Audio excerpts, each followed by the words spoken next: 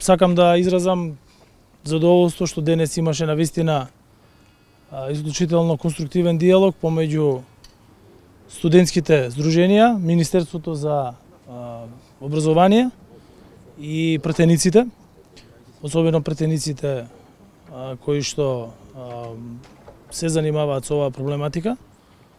Драго ми е што се изнајде заеднички јазик на задоволство пред се на студентите во однос на студентскиот оброк, но се разговараше и за други аспекти на студентскиот стандард, пред се во делот на инфраструктурата во студентските домови, при што веќе се договоривме со министерот за образование дека и во тој дел ќе бидат направени максимални напори за унапредување на просторот во одредени студентски домови каде што не е на најдобро ниво. Исто така се согласивме дека во одредени студентски домови веќе се направени позначителни инфраструктурни зафати. Во однос на решението министерот сигурно ве информираше веќе, не би сакал да се повторувам. Меѓутоа се потврди тоа што го кажав на пресконференцијата, дека студентите секогаш имаат право да го кажат својот глас, да ги кажат своите ставови, а на нас кои што сме во владата и на пратениците тие ставови да ги сослушаат, да разговараат со студентите и да се дојде до решение кое што ќе биде за задоволство на сите.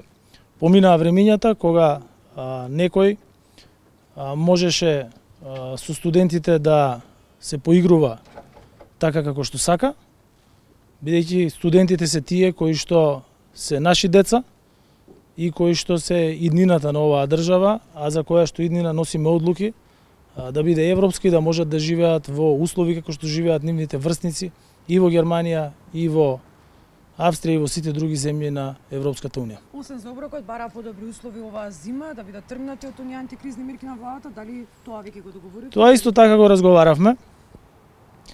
Во тој дел јас на студентите им објаснив во делот на снабдувањето со електрична енергија и тоа во детали, и затоа и бев тука за да можам да споделам со нив детали во однос на се она што го прави владата, ресурсите со кои што располага, и оставивме министерот за економија заедно со министерот за образование да можат да ја видат точно потрошувачката која што би се трошела со додавање на грејни тела, и тоа исто така да биде решено во наредниот период. Гарантирате топли студентски домови? Видите, студентските домови, најголемиот дел, дури мислам дека и сите се на централното грејење во градот Скопје. Ние централно грејење во градот Скопје обезбедивме, и тоа може да го потврдат сите граѓани.